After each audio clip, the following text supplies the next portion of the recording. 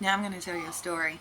It's about domestic violence and how systems trap victims and get them killed. I'm going to start with a stat that should haunt you. One woman dies every 9 days in Australia from domestic violence. Not from the violence itself, though that's certainly part of it, but from the systems designed to protect her. She dies because she tried to leave. She dies because she fought for her children. She dies because the law forced her to keep contact with the man who was killing her. This isn't an accident. It's the architecture. How it works. Domestic violence operates on a simple principle: isolation, control, and financial dependence. That equals compliance. So the perpetrator's job is to make you believe that you have no options. And the system's job, whether it's intentional or through catastrophic negligence, is to prove him right. So here's the machinery. Child protection is used as a weapon. So you report abuse, you're trying to protect your children. Instead, child protection systems flag you as the problem, under the guise of failure to protect. Your trauma responses become evidence against you, particularly if you're in a panic. Your protective instincts become pathologized as delusional. Meanwhile, the perpetrator walks free because he's cooperative and he knows exactly how to trigger you. The system's just handed him a roadmap. Abuse the mother and let the state do the rest. Here's how it works in practice. So you report abuse. You're panicked. Your nervous system is doing what it's designed to do: protect your children. But panic looks like hysteria to a caseworker. Hypervigilance looks like paranoia. Boundary setting looks like alienation. Your protective rage, the very thing that keeps your children alive, becomes emotional dysregulation. Your mental health history, your refusal to minimize harm, is all weaponized against you. Meanwhile, the perpetrator sits in interviews, calm, composed. He's cooperative. He agrees to programs. He cries false allegations. He knows that the system rewards compliance and punishes protective mothers. He knows that if he can make you panic, the state will do the work for him. So this then goes into family law's forced contact clause. See the difference in the two policies there? Child protection expects you to have no contact with the abuser and protects your children from contact with the abuser. Family law requires you to give that contact. You in custody, you think you're safe. The family law mandates meaningful contact with the other parent. This isn't about the children's well-being. It's about presuming both parents have equal rights, regardless of violence. So you're forced to hand your children to a man who abused you. You're forced to communicate with him. You're forced to negotiate. You're forced to stay entangled. And if you refuse, you're in contempt of court. You lose custody. You lose everything. This is the trap. It's not a bug. It's by design. How protective parents become the problem. In medieval witch hunts, women were accused of impossible crimes, and the burden of proof was on the accused. Prove you're not a witch. Go ahead, try. Modern child protection systems work the same way.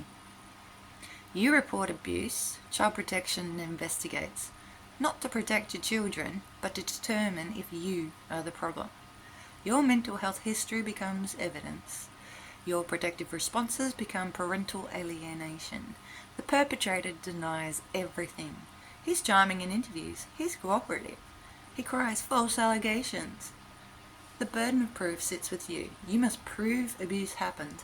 You must prove it caused harm. You must prove your children aren't safe. Meanwhile, the perpetrator only has to create reasonable doubt. Only has to seem reasonable. He only has to show up.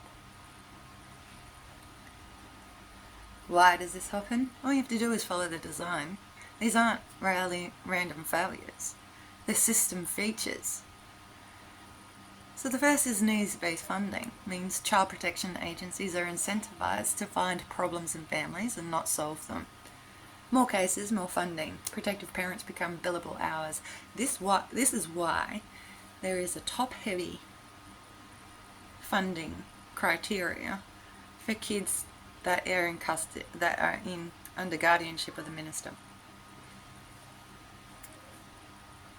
Think about this. There is more funding going to programs for children to be in guardianship of the minister rather than protecting them from getting to that point or working with families prior to getting to that point. Think about that. Adversarial family law. It assumes conflict is the default and that both parents have equal rights. It doesn't account for power imbalances, abuse, or the reality that some people use the system as a weapon. Pathologization means trauma responses are treated as mental illness. Protective parents are labelled as high conflict, and their boundary setting is labelled as alienation. Panic becomes hysteria, and hypervigilance becomes paranoia. Burden of proof on those experiencing DV means that they have to prove harm, while perpetrators only need to seem reasonable. The system is structurally biased towards those with resources and charm, especially if they use coercion and control as those measures, especially if they're highly emotional and psychologically abusive. These are choices. They're made by policymakers, judges, and bureaucrats who have decided the perpetrator's rights matter more than survivor safety. So how do you navigate this? Well, if you're in this trap right now, here's what you need to do. This isn't about fixing the system. It's about protecting yourself and your children while you're inside of it. So step 1, get yourself a counsellor, whether it's through 1-800-RESPECT, a state service like Yarrow Place. You need professional support. This is non-negotiable. You need someone who understands trauma and can help you navigate what's happening. Step 2, regulate your nervous system. How you present is everything to these people. If you're panicked or upset, you'll be made the problem very quickly. Your trauma responses will be used as evidence against you. Learn to regulate. Breath, movement, grounding, whatever works for your body. This isn't about being fine, it's about survival. You need to know the system.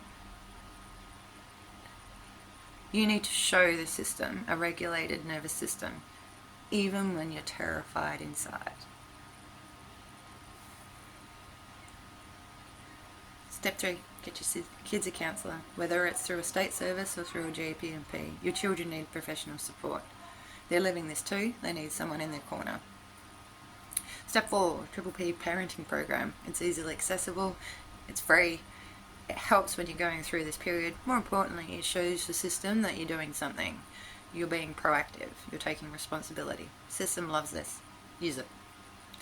Step 5, Brave program for your kids.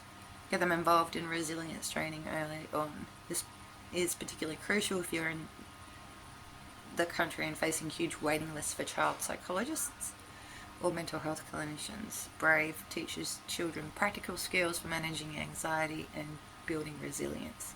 Your children need tools. Give them tools. These steps won't fix the system, but they will protect you and your children while you're navigating it. They will give you evidence that you're doing everything right, and they'll give you your children the support they need to survive this too. So, one woman dies every 9 days. She dies because she tried to leave. She died because she fought for her children. She dies because the system designed to protect her chose to protect him instead. This is a choice, and choices can be changed. If you've experienced domestic violence, you're not crazy, you're not high conflict, you're not the problem, the system is, and your rage is justified. If you're an advocate, stop asking the system to be kinder. It's designed to harm.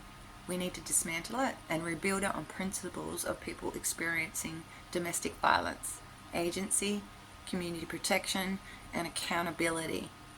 The modern witch hunt is real, and it's killing us. It's time to burn the system down and build something that actually protects women. The sad thing is, this is only one cage